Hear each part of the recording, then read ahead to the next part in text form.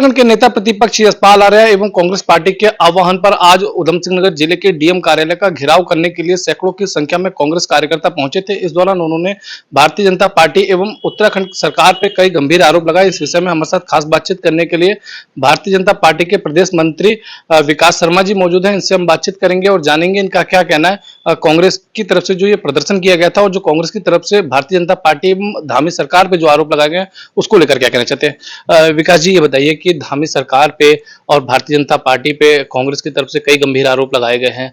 उन्होंने कहा कि अपराधियों से भारतीय जनता पार्टी की साठगांठ है, उस पर क्या कहना चाहेंगे? देखिए, कांग्रेस अपना समय भूल गई है।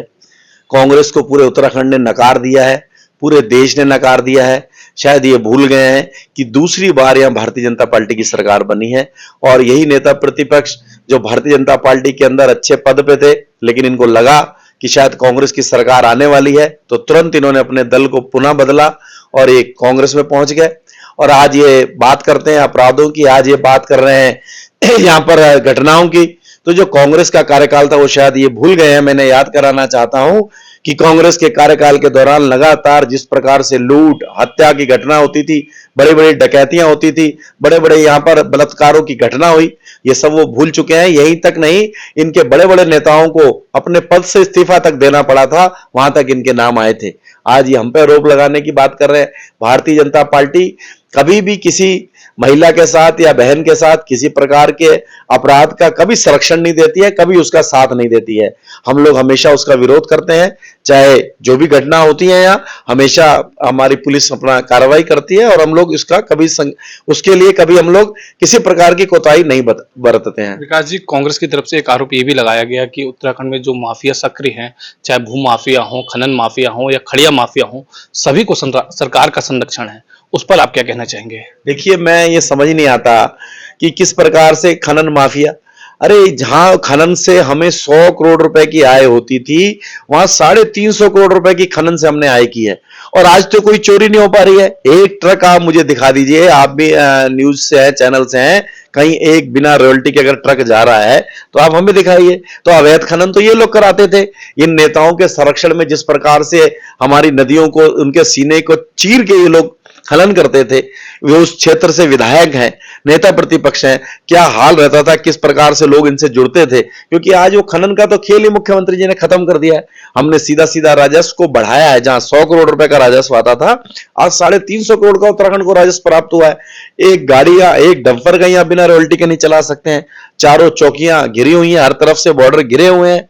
तो ये कैसे किसका आरोप लगा रहे हैं मुझे इसका, हाँ ये कह सकते हैं कि जो कांग्रेस की लूट मची थी, जो इनके कार्यकर्ता नदियों का सीना चीरने का काम कर रहे थे, वो धामी जी ने उसे रोकने का काम किया है। कांग्रेस के नेताओं ने एक आरोप ये भी लगाया कि भारतीय जनता पार्टी जो बेटी बचाओ बेटी पढ़ाओ का नारा देती है, इन्हीं के नेता जो तमाम नेता हैं उन पे कई गंभीर आरोप लगे। कई नेता अभी जेल गए और कई नेता जमानत पे हैं जिन्होंने महिला से छेड़छाड़ की या महिलाओं के साथ बदतमीजी की। उस पर आप क्या कहना चाहेंगे? देखिए, 2 मंडल अध्यक्षों पे आरोप लगा कि उन्होंने महिलाओं के साथ, उनकी क्लिप आई या वीडियो आई, महिलाओं ने आरोप लगाया।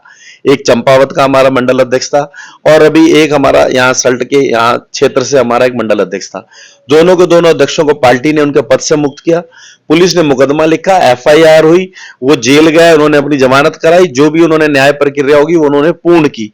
भारतीय जनता पार्टी किसी भी अपराधी का साथ नहीं देगी, उसका संरक्षण नहीं देगी, चाहे वो हमारा कार्यकर्ता ही क्यों ना हो, कितना बड़ा नेता ही क्यों ना हो। भारतीय जनता पार्टी कभी इस प्रकार का काम नहीं करेगी कि हमने किसी अपराधी को बचाया नहीं है। अगर उसने घटना की, क्योंकि भारतीय जनता पार्टी एक बहुत बड़ा परिवार है, दुनिया की सबसे बड़ी पार्टी है। अब अलग अलग तरह के लोग जुड़ रहे हैं, अब उसमें कोई कैसा है, किस प्रकार का उसका चरित्र है, ये तो उसके आचरण से ही पता चलेगा। लेकिन कोई गलती करेगा तो कितना बड़ा भी नेता होगा, वो भारतीय जनता पार्टी की सरकार में बचेगा नहीं, उसे जेल जाना होगा। जो बहनों का सम्मान नहीं कर सकता, जो उनकी रक्षा नहीं कर सकता, उसे किसी प्रकार की भारतीय जनता पार्टी की तरफ से कोई मदद नहीं की जाएगी। कांग्रेस के नेताओं का एक आरोप ये भी था कि अल्मोड़ा जनपद के एक भाजपा के जो विधायक हैं, उनके भाई को अंतर्राष्ट्रीय सीमा पे गोलियों के साथ पकड़ा गया अवैध रूप से। उस पर आप क्या कहना चाहेंगे? देखिए, मैं कांग्रेस की बातों पे मुझे हंसी आती है, इनके प्रवक्ताओं पे हंसी आती है कि वो जो गोलियां पकड़ी गई हैं, 40 गोलियां पकड़ी गई हैं और एक गोली की कीमत 110 रुपए है। और 110 के हिसाब से अगर 40 गोलियां पकड़ी जाती हैं तो आप समझ लीजिए कितनी बड़ी स्मगलिंग हो रही थी। मतलब कुछ 4-5 हजार के सामान को वो कहते हैं स्मगलिंग कर रहे हैं, और उसके पास वैध लाइसेंस है। जिसके पास लाइसेंस होता है उसको अधिकार है, वो गोलियों को रख सकता है। हाँ, ये हो सकता है कि उसे क्वांटिटी ज्यादा या कम हुई होगी, लेकिन क्या इतनी सी गोलियों से अवैध स्मगलिंग होगी? ये किसी प्रकार का, और भारतीय जनता पार्टी ने उसमें भी किसी प्रकार का कोई उसका साथ नहीं दिया है। पुलिस ने अपना मुकदमा लिखा है, पुलिस ने अपनी धाराओं में उसकी जांच कर रही है, और जो न्याय संगत होगा वो होगा। आज ये खाली कांग्रेस अपना वर्चस्व बचाने के लिए इन्होंने आज इतना बड़ा ये आंदोलन रखा। इतने दिन से इनकी तैयारी हो रही थी, इनके नेता प्रतिपक्ष लगे थे, यहाँ के सारे विधायक लगे थे, इनके पूर्व मुख्यमंत्री इसमें आए हुए थे, और बहुत सारे इनके नेता यहाँ इसमें उपस्थित थे। और उसके बाद भी आप देखिए, भारतीय जनता पार्टी मुख्यमंत्री पुष्कर सिंह धामी की जी लोकप्रियता है, उसके सामने कोई विरोध करने के लिए नहीं आया। 2,500 से 3,000 लोगों में इनका इतना बड़ा आंदोलन सिमट गया। आज ये कहां है कांग्रेस खड़ी है? आज बांग्लादेश के अंदर जो इनके जो घटनाएं हुई, उसमें इनमें कितने हिंदुओं पे जो घटनाएं हुई, हमारे बंगाली भाइयों पे, बंगाली हिंदुओं पे, तो किसी कांग्रेस के नेता का बयान नहीं आता। पश्चिम बंगाल के अंदर जहां ये इनके अलायंस है, इनकी ममता की सरकार है, और वहां पे इतनी बड़ी घटना हो गई, तो किसी बहन के लिए इनकी आवाज, किसी कांग्रेस के नेता की आवाज नहीं निकली। राहुल गांधी यहां से बैठ के बाहर अमेरिका में बैठकर चीन की तारीफ करते हैं और भारत को गालियां देते हैं। ये इनके नेता, ये इनकी संस्कृति है। जिस देश में तुम रहते हो, जिसका अन्न खाते हो, उसी के तुम नहीं हो। यहाँ की बहनों के साथ घटना होती है तो ये बोलते नहीं है। ये पूर्णतः मुस्लिम तुष्टीकरण की राजनीति करते हैं। अगर अभी किसी मुस्लिम परिवार के साथ कोई घटना हो जाए, कोई आतंकवादी मारा जाता है, तो सारे मुस्लिम नेता रोने लगते हैं, छाती पीटने लगते हैं कि हमने किसी आतंकवादी को मार दिया। ये क्या चरित्र है इनका, क्या संस्कार है? आज इनको पूरे देश ने नकारा है, पूरे राज्य ने नकारा है। दूसरी बार यहां धामी जी की सरकार बनी है, देश के अंदर तीसरी बार भारतीय जनता पार्टी की सरकार बनी है, और जिस प्रकार से धामी जी और मोदी जी काम कर रहे हैं वो आपके सामने है। आपने सुना कि हमारे साथ खास बातचीत करने के लिए भारतीय जनता पार्टी के प्रदेश मंत्री विकास शर्मा जी मौजूद थे।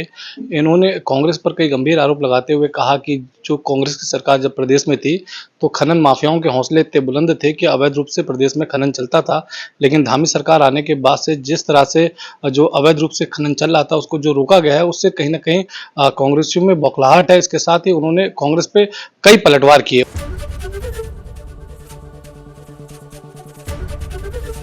एबीपी गंगा, खबर आपकी, जुबान आपकी।